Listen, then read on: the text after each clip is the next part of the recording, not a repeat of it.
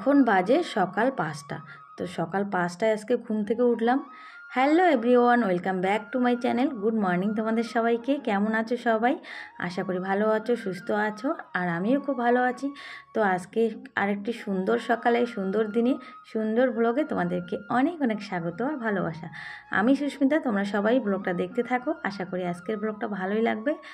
আর দেখার পরে কিন্তু তোমরা যারা আমাকে ভালোবাসো, আমার ভিডিও পছন্দ করো, অবশ্যই লাইক করবে আর কমেন্ট করবে। তো গাইজ দেখো, সকালবেলা ঘুম থেকে উঠে এই যে কাজটা প্রতিদিন আমাদের করতে হয় সেটাই করতেছি। আর আজকে কি হয়েছে বলো তো? আজকে একটু গন্ডগোল হয়েছে। দেখো 5টার সময় ঘুম থেকে উঠেছি, আর এদিকে দেখো এখনও কেউ ওঠেনি। তো প্রচণ্ড গরম ছিল রাত্রিবেলা, আর রাত্রিবেলা গরম হলে না একদম ঘুম আসে না, মানে ঘুমটা ভালোই হয় না। আর সকাল সকাল না ঘুমটা ভেঙেও যায়। আর এমনিতেও আজকে অ্যালার্মের আগেই আমি উঠে পড়েছি, কারণ অ্যালার্ম দেওয়া থাকে আমাদের 5:30, কিন্তু আমি 5টায় উঠে পড়েছি। ঘুম ভেঙে গেল, ভালো লাগতেছে না। তো সকাল সকাল ঘুম থেকে উঠলে ভাবলাম যে না, যখন এত সকালবেলা উঠেইছি, আর উঠে না ঘুম থেকে উঠে আমার একদম বসে থাকতে ভালো লাগে না, যে কাজগুলো করলেই তো এগিয়ে যায়। তো কাজ শুরু করে দিলাম। আর দেখো বাইরেটা ঝাড় দিচ্ছি, হঠাৎ করে দেখো বৃষ্টি শুরু হলো। তো গরম পড়েছে, আর বৃষ্টিটা হলে ভালোই হয়, কারণ এত গরম না সত্যি ভালো লাগে না। তো বৃষ্টির মধ্যে তাড়াতাড়ি করে বাইরেটা ঝাড় দিলাম, ঘরগুলোও ঝাড় দিলাম। আর কি বলো তো, আমাদের বাড়িতে এত অত্যাচার শুরু হয়েছে, এই যে চিকার অত্যাচার, এত পায়খানা করে রাখে প্রতিদিন। এই যে আমার ডাবল কাজ করতে হয়, 2-3 বার করে ধুয়ে দিতে হয়। তো সকালবেলা উঠে না এই চিকার পায়খানাগুলো যদি না ধুয়ে দিই, এত গন্ধ সত্যি ভাবা যায় না। বারান্দাটা একদম নোংরা করে রেখে দেয়। তো কি করবো বলো, উপায়ও তো নেই, কারণ কি করে যে ভাগাবো ওই চিকাগুলোকে একদম বুঝতে পারতেছি না কি করব। প্রতিদিন বালতি বালতি জল এনে এই যে আমার ধুয়ে দিতে হয়। তো প্রচুর খাটুনি কিন্তু এটাতে, বালতি করে জল নিয়ে আসি, একটা দিন না ধুয়ে থাকতে পারি না, কারণ এত সকালবেলা উঠে এত পায়খানা করে রেখে দেয় রাত্রিবেলায়, আর সকালবেলা উঠে গন্ধে থাকা যায় না। তো দেখো বাইরের কাজ হয়ে গেল।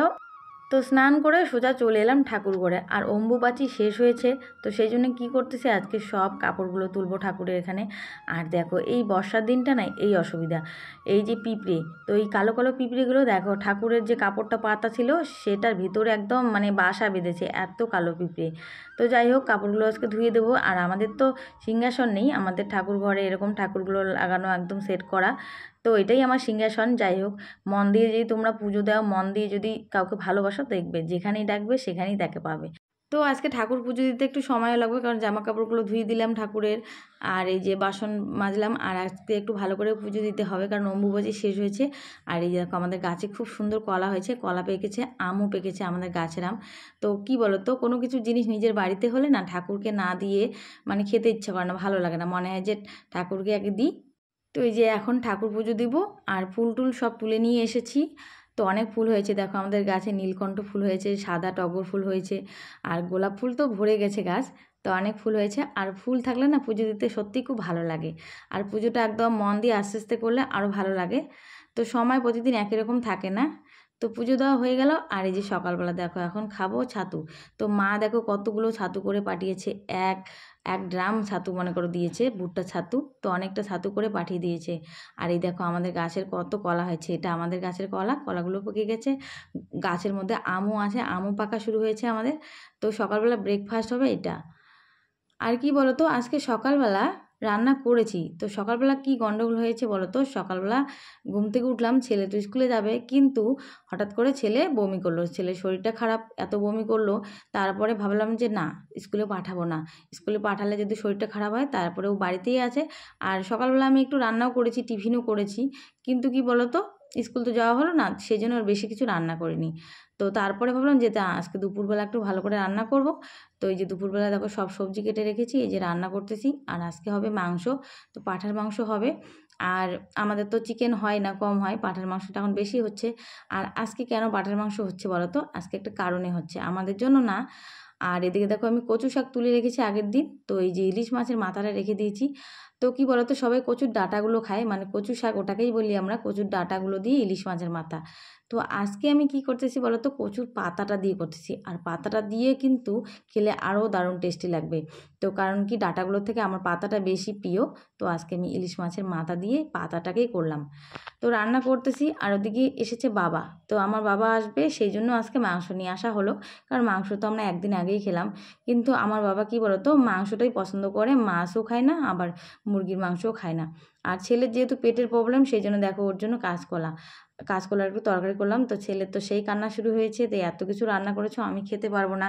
কিন্তু কি করব বলো তো, পেটটা খারাপ হয়ে গেছে তো ওর, মাংস তো দেওয়াই যাবে না, ভালো হলে তারপরে দেওয়া যাবে। তো কাঁচকলা রান্না করলাম ওর জন্য একটু হালকা করে।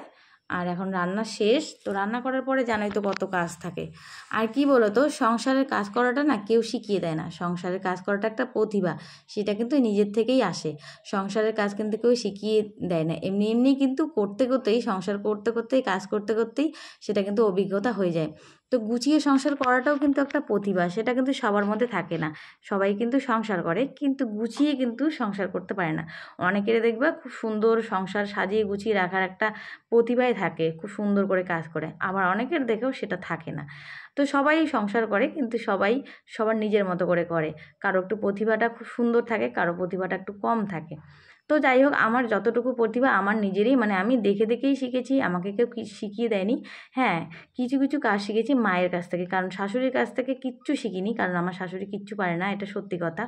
তো সবটাই মায়ের কাছ থেকে শিখেছি। আর বেশিরভাগটাই কিন্তু আমার নিজের কিছু, মানে নিজের অভিজ্ঞতা থেকে আমি করতেছি। তো এই হলো আমার জীবন। তো করতে করতে অনেক অভিজ্ঞতা হয়। তো রান্নাবাড়ি শেষ, দেখো এখন এই যে আমগুলো বের করে রাখবো। তো বাবা আসার সময় অনেকগুলো আম নিয়ে এসেছে, এমনি তো কয়েকদিন আগে এক ব্যাগ আম নিয়ে আসলাম, তো সেই আমগুলোই কিন্তু এখনও ফ্রিজে আছে। তারপর দেখো বাবা যখন আসলো আবার কতগুলো আম নিয়ে এসেছে। তো যাই হোক, আমাদের বাড়িতে এত আম হয়েছে, আর এই বছর সত্যি কথা বলতে আম কিনলাম না, এত আম খাচ্ছি। তো ফ্রিজের মধ্যে কিন্তু অনেক আম আছে, তো আমার কিন্তু আম খেতে খেতে আর সত্যি খেতে ইচ্ছা করে না। তবু গাছের ফল না, এই কয়েকদিন খাবো আর কি, তারপরে তো আর আম পাবো না। আর কেনা আম তো আমার একদমই ভালো লাগে না। আর ছেলেও কিন্তু আমটা খুব এই বছর পছন্দ করতেছে, এর আগে আম বেশি খায়নি। তো কাঁঠাল তো আমরা খাই না, কাঁঠাল নিয়ে আসা আছে, একটা পেকেই গেছে, কিন্তু কাঁঠালের ওই বীজগুলো বার করে নিয়ে কাঁঠালটাকে ফেলে দিই। তো এই যে রান্নাবাড়ি শেষ, আর রান্না করার পরে এই যে আমার রান্নাঘরের কাজ, রান্নাঘর একদম পরিষ্কার করে গুছিয়ে না রাখলে আমার মনটা একদম শান্তি হয় না। তো এই যে কাজ করতে করতে এদিকে আমি গানও শুনতেছি, কি বলো তো, আমার ছেলে আবার ওদিকে গান করতেছে। আর আমার বাবার এত প্রতিভা, তোমরা সত্যি শুনলে অবাক হয়ে যাবে। আমার বাবা কিন্তু বেশি পড়াশুনো করেনি, পড়াশুনো করতেই পারেনি, কিন্তু আমার বাবা কোনটা না জানে, আমার বাবা গান জানে, মিউজিক মানে কত যন্ত্রগুলো বাজাতে পারে, কেসিও বাজাতে পারে, হারমোনিয়াম বাজাতে পারে, বাঁশি বাজাতে পারে, তারপর তবলাও বাজাতে পারে। তো আসার পরে যে আমার ছেলে কি করে, হারমোনিয়ামটা নিয়ে বসে যায়, আর দাদু তবলা বাজায়, আর নাতি গান করে। তো আমার ছেলের এই অভ্যাসটা মানে শুরু হয়েছে, দাদুকে দেখলেই গান করার ওর এনার্জিটা জেগে যায়, কারণ দাদু যে অনেক কিছু জানে, তবলা বাজাতে পারে। তো সেই জন্য বসে গেছে গান করতে। শরীরটাও ভালো না যদিও, তবু কিন্তু দাদুকে দেখলে, দাদু দিদাকে দেখলে না সব বাচ্চারা দেখবে অনেকটা খুশি, অনেকটা মনে এনার্জি আসে, কারণ ওরা দাদু দিদাকে খুবই ভালোবাসে। তো বাবা ওদিকে এই যে নাতির সঙ্গে গান করতেছে, আর আমি এদিকে কাজগুলো সারতেছি। আর আমার বাবার অনেক প্রতিভা, তোমাদেরকে বললাম না, দেখো আমার বাবার সত্যি অনেক প্রতিভা। এই দেখো হারমোনিয়ামটা নষ্ট হয়েছে, আর আমরা কোনো কিছু নষ্ট হলে কিন্তু কোথায় যাই বলো তো, ওই যেখানে ভালো করে সেখানে নিয়ে যাই, হারমোনিয়াম তবলা কোনো কিছুই পারি না। কিন্তু আমার বাবা এসে দেখো হারমোনিয়ামটা পুরো খুলে, হারমোনিয়ামটা কোথায় কী হয়েছে সবটাই ঠিক করে দিল। আর আমার ছেলে বলে কি, মা তোমার বাবার এত ট্যালেন্ট, দেখো সব কাজই করতে পারে। তো সত্যি আমার বাবা অনেক কাজই করতে পারে, আমার বাবা এত কাজ করতে পারে, আমি নিজেই ভাবি যে সত্যি এত ট্যালেন্ট, লোকটা যদি পড়াশোনা করতো আরও হয়তো অনেক দূর এগিয়ে যেত। তো যাই হোক বন্ধুরা, বাবা মা আছে বলেই আমার এত দেখাশোনা করে, আমার এত খেয়াল রাখে। যখন বাবা মা না থাকবে তখন যে আমার কী হবে, এই ভেবে ভেবে না অনেক সময় খুব কষ্ট হয়, যে বাবা মা এখন আছে, কত কিছু নিয়ে আসতেছে, গাছে একটু ফল হলো নিয়ে আসে, যে মেয়ে খাবে, জামাই খাবে, নাতি খাবে। তো বাবা মা যখন না থাকবে তখন আমাকে কে দেখবে, আমি মাঝে মাঝে চিন্তা করি, আমার তো আর কেউ নেই। তো যাই হোক বন্ধুরা, পৃথিবীতে সবাই তো চিরদিন বেঁচে থাকে না, সবাইকে একদিন না একদিন চলে যেতেই হবে। তো দেখো এখন বিকেলবেলা এই যে আম কেটে নিলাম, আর এত আম বললাম না, তো আমগুলো প্রতিদিন না খেলে নষ্ট হয়ে যায়। তো এই বিকেলবেলা আমাদের এখন টিফিন আম। তো আম খেলাম, আর তারপরে দেখো ভাবলাম আমাদের গাছে দেখো কত আম হয়েছে, কিন্তু কি বলতো, এই রাস্তার পাশে আম হয়েছে না, সব রাস্তায় পড়ে যায়, একটা আমও পাই না। আর আমটা খুবই টেস্টি, এত সুন্দর আমটা। তো ভাবলাম যে আমগুলো পেরে নিই, তো হাজব্যান্ডকে বললাম দেখো আমগুলো পেরে দাও তো। কিন্তু আমগুলো পড়ে দেখো রাস্তার মধ্যে পড়ে একদম ফেটে যায়, একদম ফেটে মানে ছাতু হয়ে যায়। তো কাঁচা আম পড়ে, কাঁচা আম পড়লে আর থাকে না। তো এই দেখো আমার আমের হালত, সবগুলো ফেটে নষ্ট হয়ে গেছে। তো এই কটা পারলাম, আর পারলাম না। তো চলো বন্ধুরা, আজকে ভিডিওটা এখানেই শেষ করছি। সবাই ভালো থেকো, সুস্থ থেকো, টাটা, বাই বাই।